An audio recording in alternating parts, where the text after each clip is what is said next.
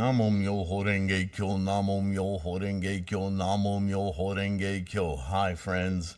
I hope this finds you in good health and secure. We're going to finish actually we're starting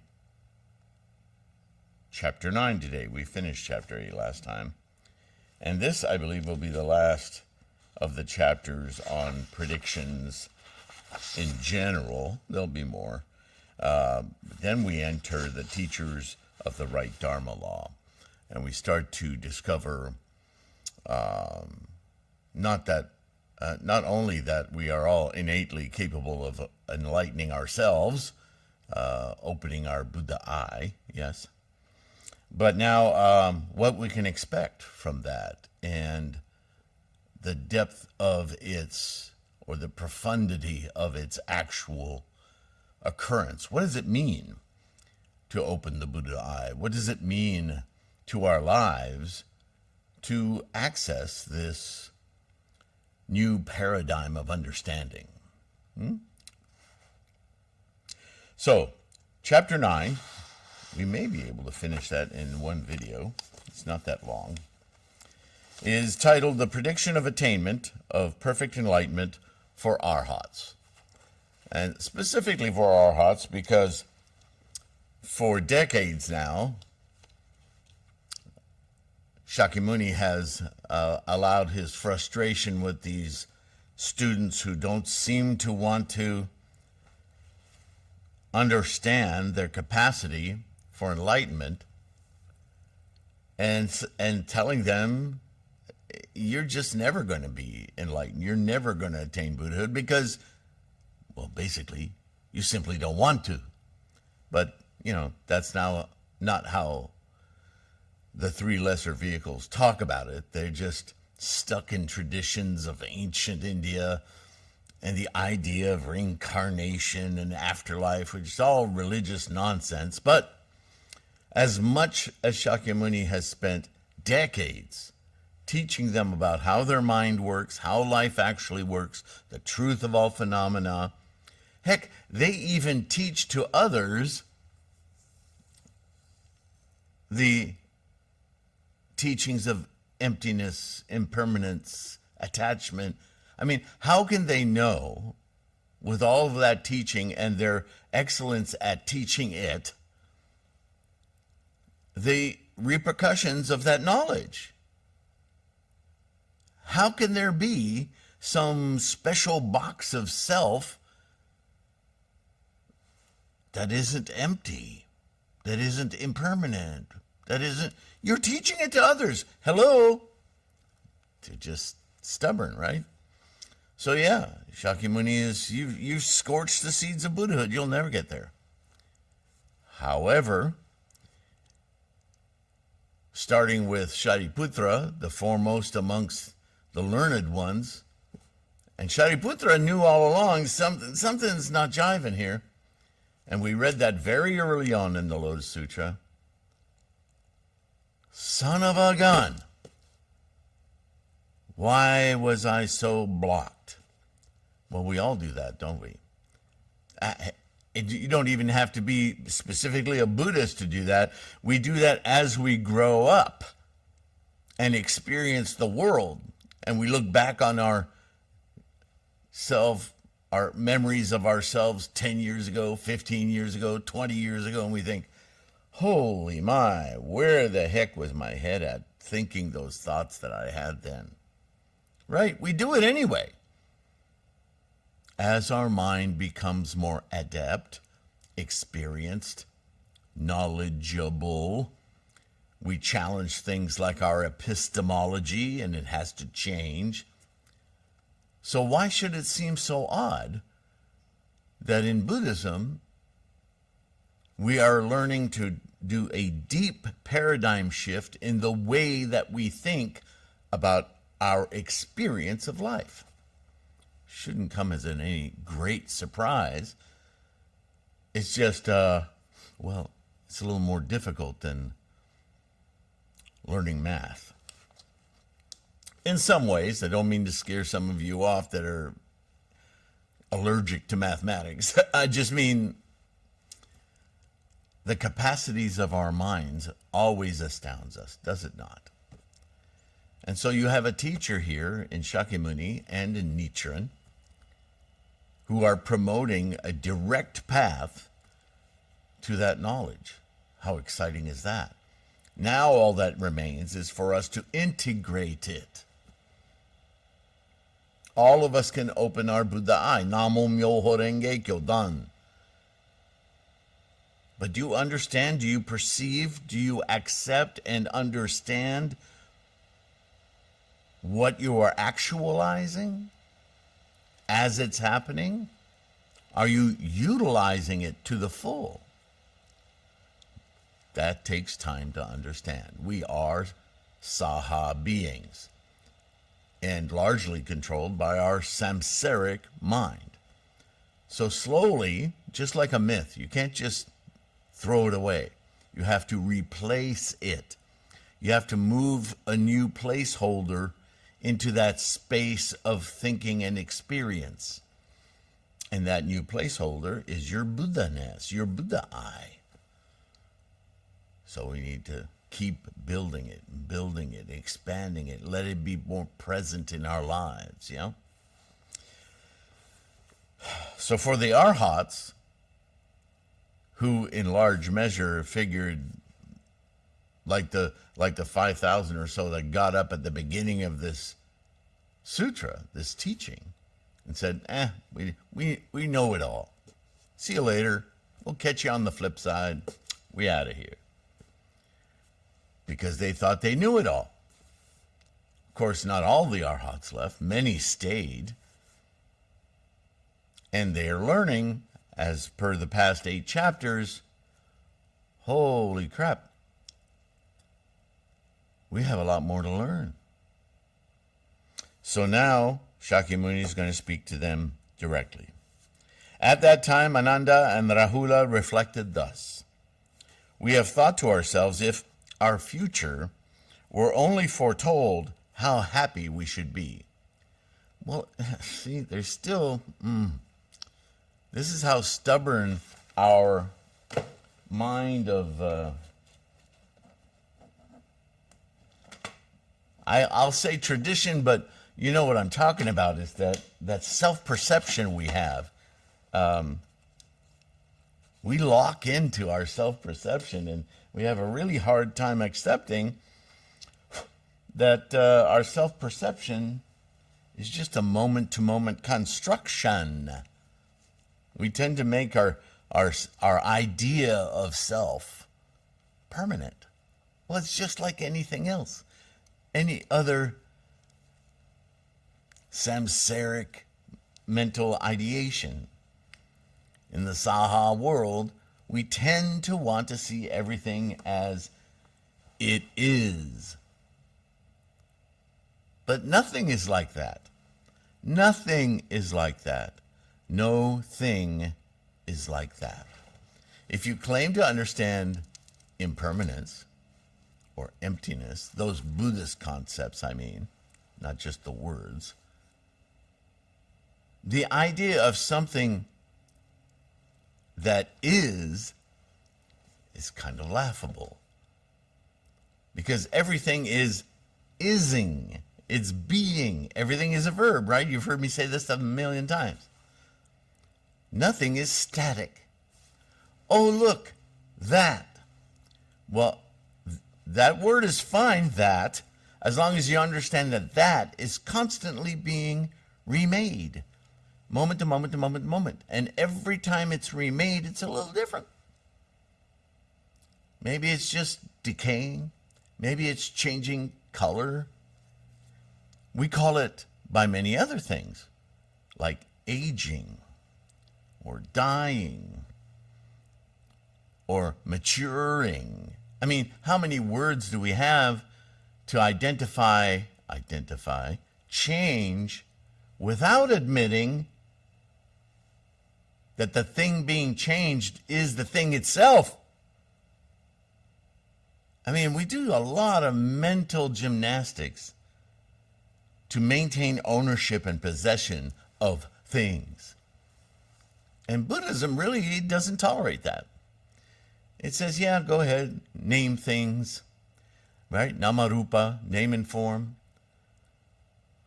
But slowly but surely, if you incorporate in your mind the idea that nothing is, unless your definition of is that it never is, that it's constantly ising, but that's not what we do. So,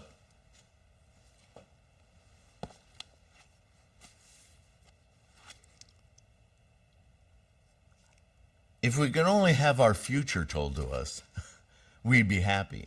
Right, why should you do any work? Right? Arhats. So thereupon they rose from their seats, went before the Buddha, made reverence at his feet, and together spoke to the Buddha, saying this: World-honored one, let us in this prediction also have a place. Let us know we can be Buddhas too. I've been saying this all along, Shakyamuni must be thinking. And he's already said it through 8 chapters. Yeah, but they still, and we know Shakyamuni is very compassionate. So if his children, his sons, his daughters, his bhikshus and bhikshunis, come to him, even though they've been misleading themselves for decades, finally come to him and say, can you give us permission to do this? Of course he's going to feel like, well, at least they're asking.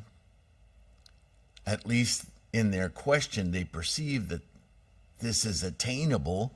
I have to give him some credit for that. Okay. I mean, it's rather meaningless because it's just the truth, but to shift their saha minds into embracing this so that they work toward it, well, that's everything, isn't it? Because as I've said also many, many times, Buddhahood can't be transferred. It can't be given, right? Each individual has to open their own Gohonzon mind, their Buddha eye, right? You can't do it for your friends or relatives. I can't do it for you. Each individual must be on that path for their particular karmic freight train. So, okay. World honor one, let us in this prediction have a place. We have only the Tathagata in whom to trust. We are known to and acknowledged by all the worlds, including universal realms of influence, men and Ashuras. Ananda is always your attendant. True. Protecting and keeping the treasury of the law, which in this case they're identifying as Shakyamuni rather than Tathagata, although it's a little fluid here, it's not that precise.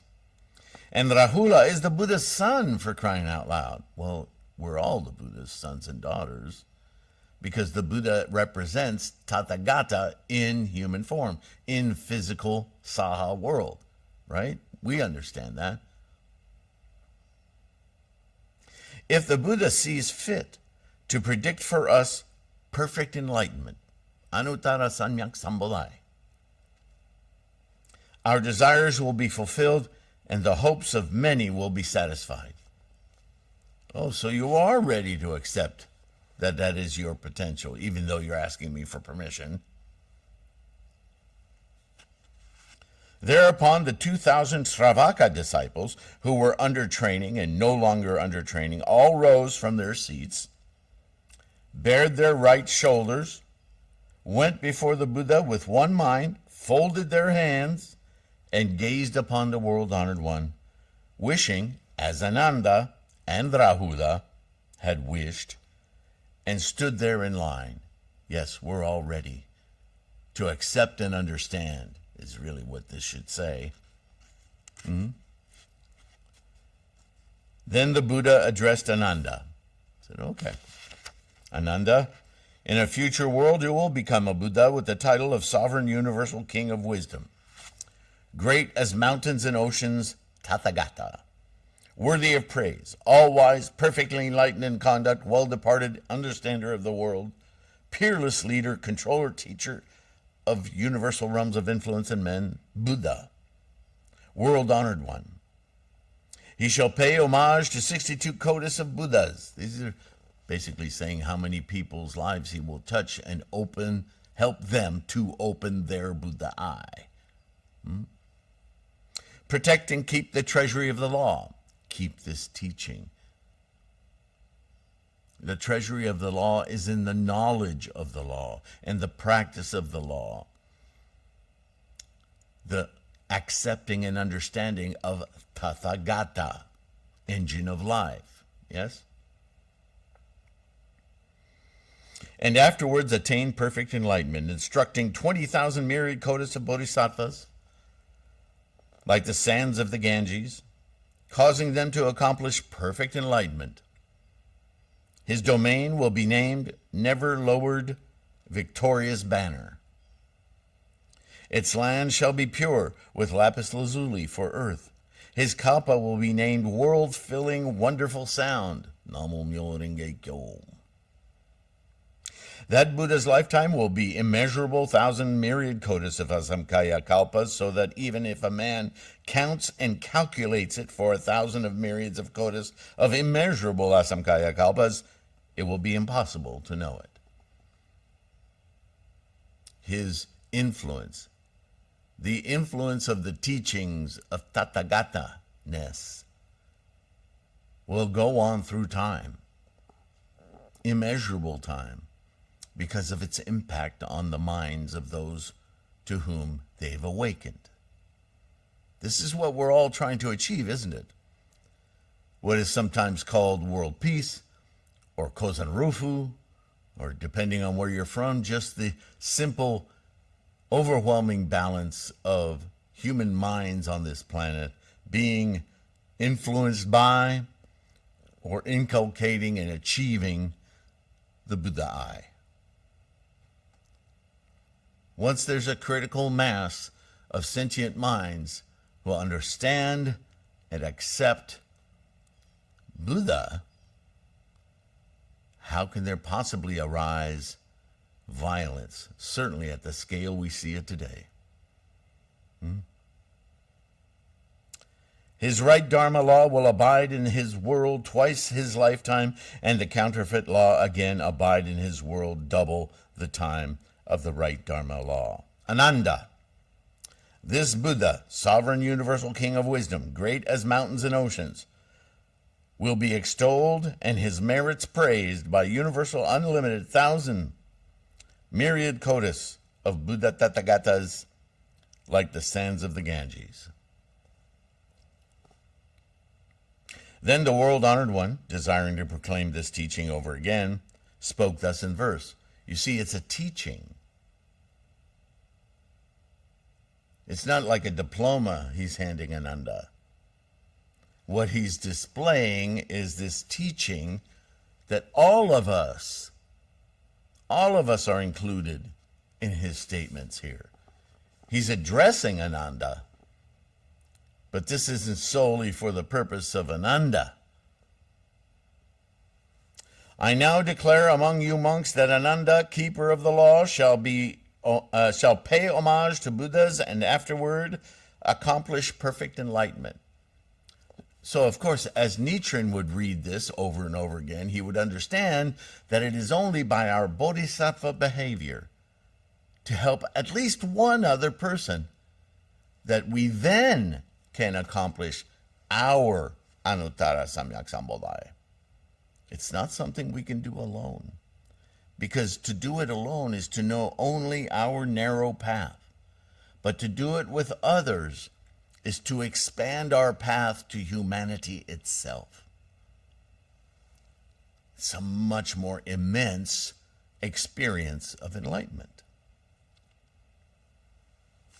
His title will be Wisdom Great as Mountains and Oceans, Sovereign Universal Buddha King. His domain will be pure, named never lowered victorious banner. He shall instruct Bodhisattvas as sands of the Ganges river or Ganges in number. That Buddha will have august powers, his fame filling the universe. No limits. His lifetime will be beyond calculation because of his compassion for the living. Does that mean he's going to live to thousands of years? No. The lifetime, again, understand time in Buddhism. The lifetime is his influence.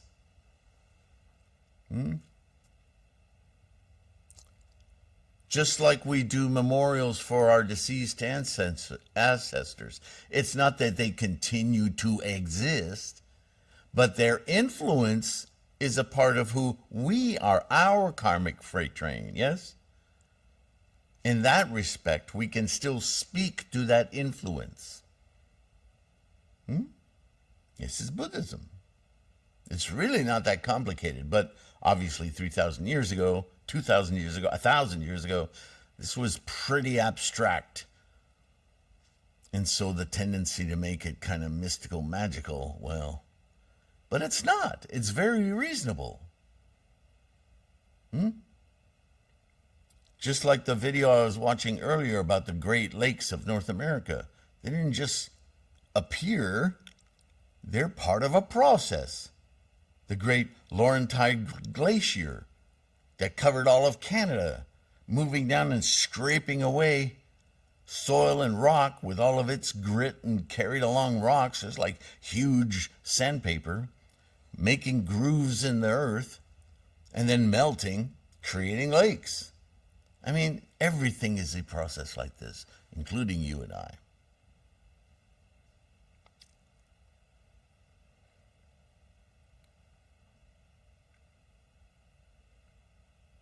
His lifetime will be beyond calculation because of his compassion of the living.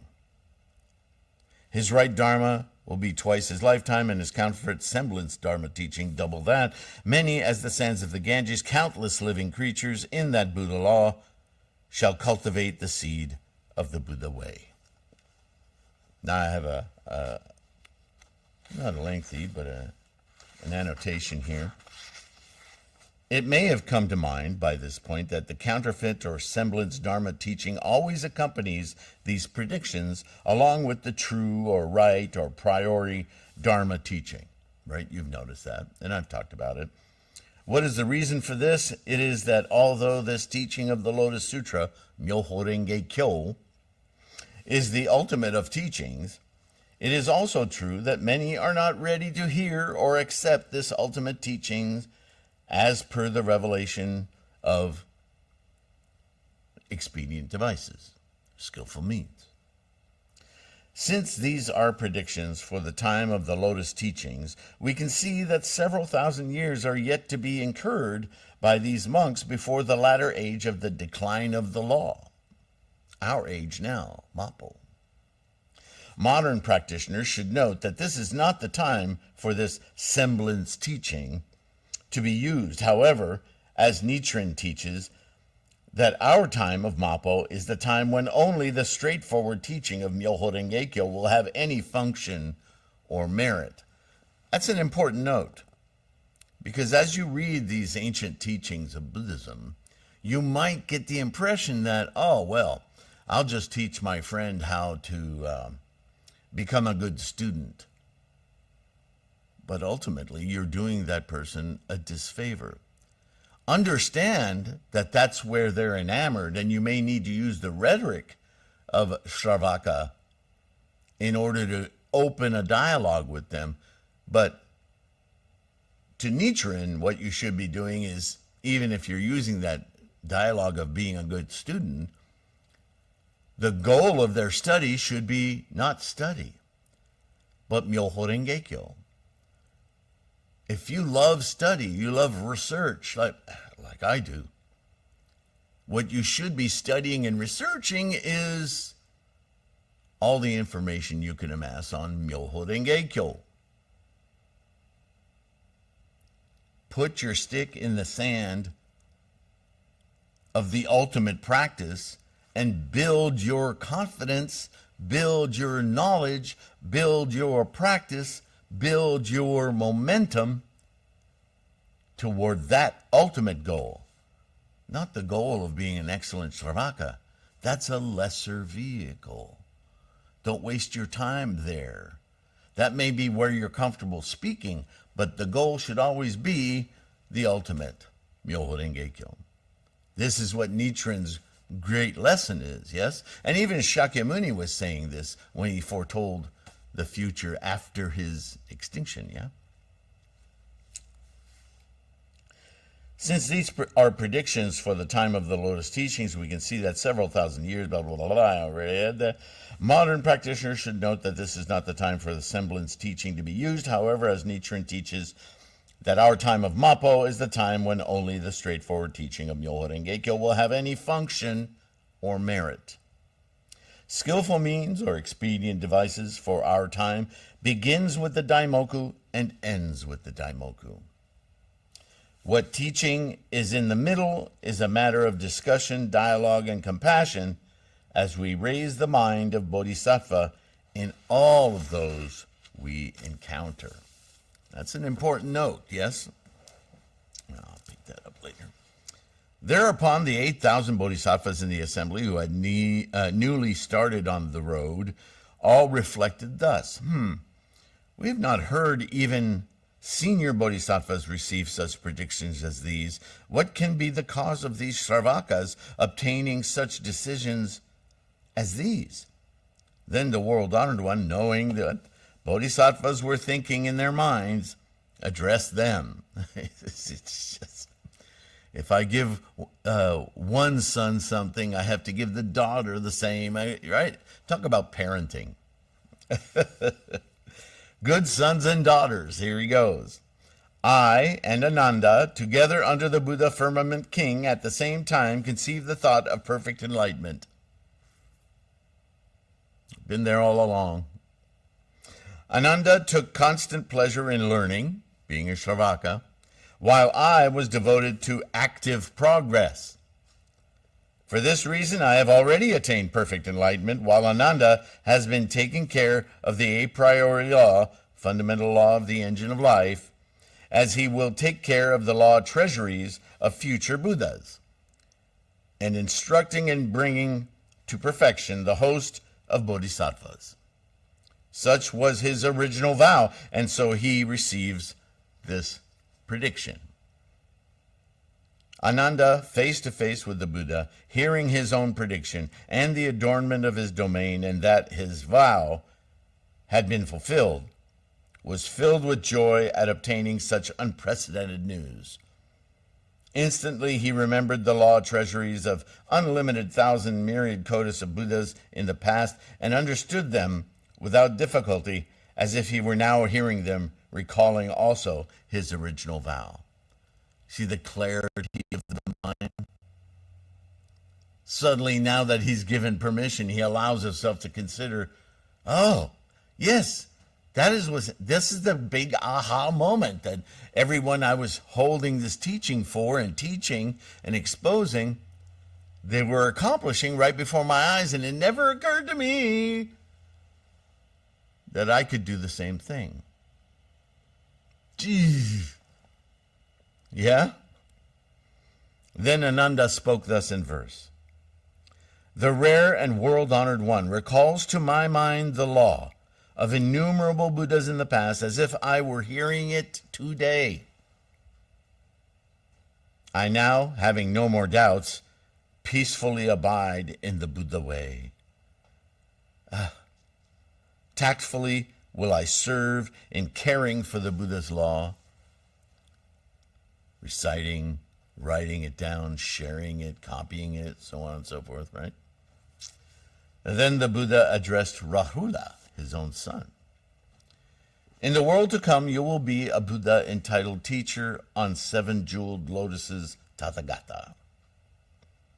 Worthy of praise, all-wise, perfectly enlightened in conduct, well-departed, you know the rap. He shall pay homage to Buddha Tathagatas equal in number to the atoms of 10 worlds, always becoming the eldest son of those Buddhas, just as he is at present. The domain of this trader on seven-jeweled lotuses, Buddha, will be splendidly adorned. The number of kalpas of his lifetime, the disciples converted by him, the right Dharma law, the counterfeit or semblance Dharma law, will be just the same as those of the sovereign universal king of wisdom, great as mountains and oceans. And of this Buddha, he will also become the eldest son. Afterward, he will attain perfect enlightenment. Thereupon, the world-honored one, desiring to proclaim his teaching over again, spoke thus in verse. When I was a royal prince, Rahula was my eldest son. Now that I have accomplished the Buddha way, he is the law heir, receiving the law.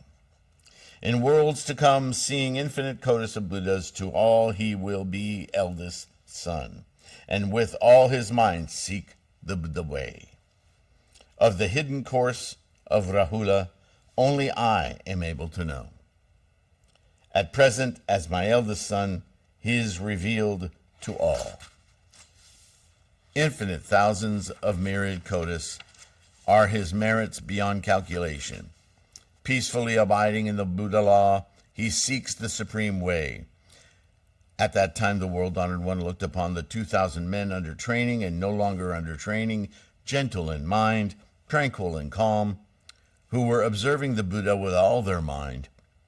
The Buddha addressed Ananda, saying, "Do you see these 2,000 men under training and no longer under training?"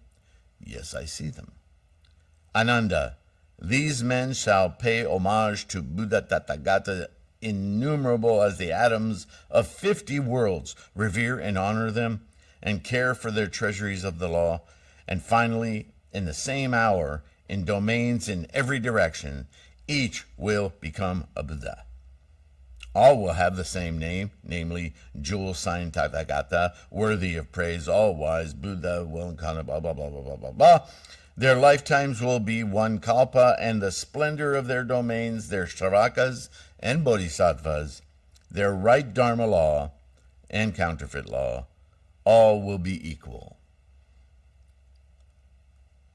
Then the world-honored one, desiring to proclaim this teaching over again, spoke thus in verse. And we'll finish with this. These 2,000 Shravakas, who are now in my presence, I give to them the prediction that in the future they will become Buddhas. The Buddhas they revere will be numerous as the aforementioned atoms of the cosmos. After caring for their law treasuries, they will reach perfect and complete enlightenment. In domains in all directions, each will have the same title. Simultaneously sitting on the wisdom terrace, they shall prove the supreme wisdom. The name of all will be jewel sign. Is he running out of names, or it really doesn't matter, right? It's not about naming namarupa. It's about mental cultivation, knowing that Buddha-ness is an inherent part of living.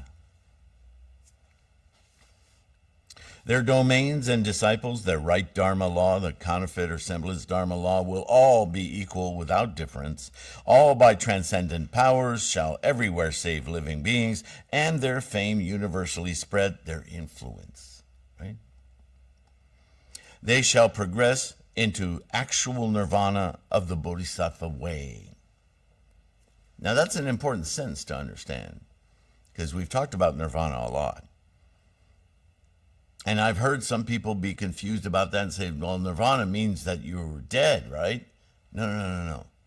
Nirvana is a word encapsulating the detachment of samsara.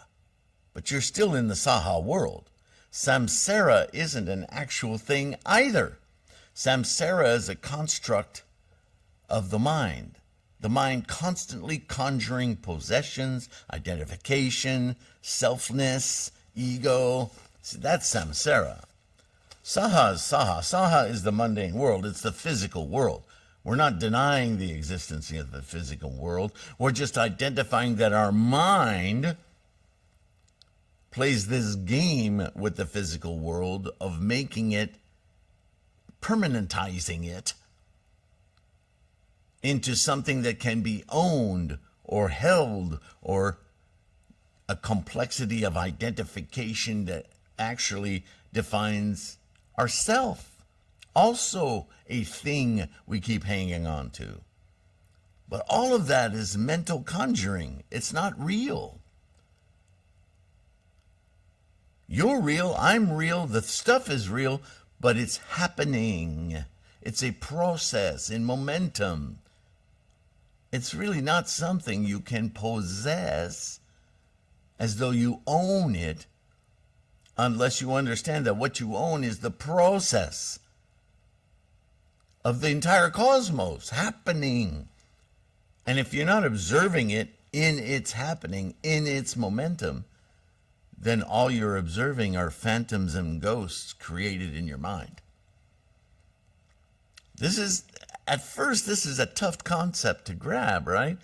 Because it sounds like Buddhism says everything is unreal. But that's not what Buddhism says at all. It just redefines what real is. Understand what is real and what is distraction, painful, emotional, all the stuff that you're investing in that isn't really there in the form you think it is why you have stress, anxiety, and pain. If you start understanding everything is a flow and you're in that flow and enjoy that as a reality, the stress just leaves. It has no purpose. It can't attach to anything.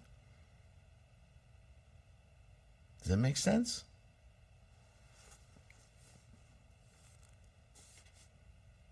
Their domains and disciplines as disciples, their right dharma law, counterfeit law, will all be equal without difference. All by transcendent powers shall everywhere save living beings, and their fame, their influence, universally spreading.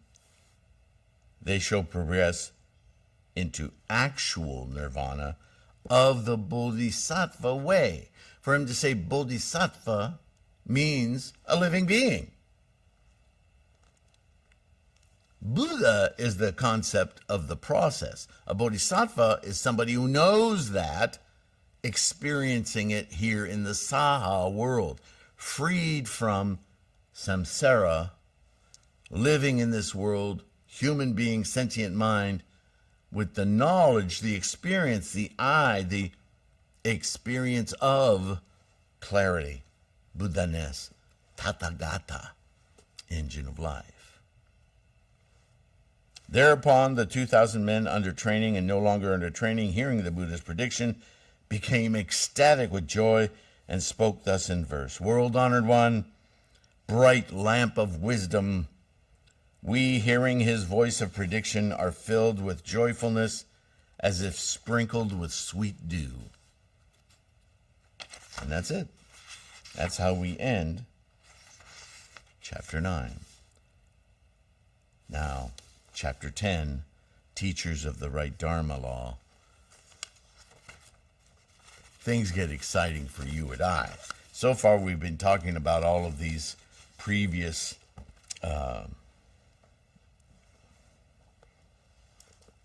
students, monks, and their experience of having to make this arduous paradigm shift, right? From Shravaka to Arhat, from Pratyeka, from all these other lesser practices with all of their inculcated and stubborn hanging on to traditions and things, now released. What are they going to do with this release? What are they going to do with this new opportunity? What does that new opportunity even look like? That's chapter 10. Thank you for being here. Thank you for liking and subscribing. It's very important to the propagation of these teachings. I just put up a new document on threefoldlotus.com, right at the top, on good versus evil friends. It's a topic that comes up often. I'm surprised I haven't put something up on the website previously. I'm sure I've talked about it before. But I have mentioned in several videos in the last year about propagation. How do we talk to people? And a lot of us in this Sangha specifically have come through some other organizations, big groups that are filled with all kinds of folklore and mishmash. And I don't know, Nichiren and his teachings, his doctrine, have been used in so many weird ways in Japan specifically to suit particular agendas that aren't really about enlightenment or Shakyamuni's teachings for that matter. After some wars, there was a lot of nationalism, and Nichiren talks a lot about straightening out Japan. And if you wanted to be a nationalist, you could use that and rhetoricize it into political polemics, right? Campaigns. But that's not Nichiren's goal. And, we live in super political times now. All kinds of propaganda. And it's unfortunate, but Nichiren's teachings, Shakyamuni's teachings, have been used to create huge membership organizations and profits and all kinds of things. And the bottom line is, I don't want to make this video about all those errors. Nichiren does a great job of that. But only to say that sometimes we make friendship connections along the way, and we go a path and they may not. And instead of being able to communicate about our discoveries, they can become super strong obstacles. And Nichiren does talk about that quite a lot, right? Good friends versus evil friends. And sometimes the most evil friends actuating Dairaku Tenno Mao obstacles for our practice pull on our emotional strings and our thought of human connection to derail us. And you simply cannot let that happen. So, you have to guard against that. And as Nichiren would say, sometimes you have to move away from those people in order to help them. Because you can't help anyone until you reach your highest level of confidence. If you become unshakable in your practice, then no matter if it's your mother, daughter, son, brother, good friend, frat brother, whatever, they will be influenced by you ultimately, rather than you shaken by their vitriol. Oh, you're doing that wrong, because they've been overwhelmed by misleading thoughts, teachings, groupthink, whatever. So the first thing is you. If you're not right with your practice, if you're not solid in what Nichiren is talking about, what Shakyamuni means, then you can be swayed. And the first thing to do to avoid that is to be more resolved. Not in rhetoric, in understanding, in accepting and understanding the depth of the teaching. People may claim that, but they're not really actualizing it. So I put up a little document. It's a tough call, and maybe that's why I haven't put up anything in so long. But I think I nailed it down pretty good. I just want you to protect your own Buddha-ness. Yeah, that's what it's about. It's not about the politic. It's not about the doing it right. Doing it right means you're enlightened, that you're achieving your full potential. Are you? Be your own best cheerleader and worst critic, because you'll figure out the way for you. And that accomplishment is the best teacher, the best influence. Yes? So thank you for making that effort. I realized after decades of study and doing this practice, it is far easier to memorize stuff and learn stuff and develop a vocabulary than it is to actualize self-realization. So with all my encouragement, links in the description. If you want to go to threefoldlotus.com, if you want to access the free podcast, the bookstore, the mandala store, all of it. And of course, if you can help support this effort, this resource through financial donations, Patreon and PayPal, Namo Myo Renge Kyo. Super grateful. Take care of yourselves, and I will definitely see you in the next one. Bye for now.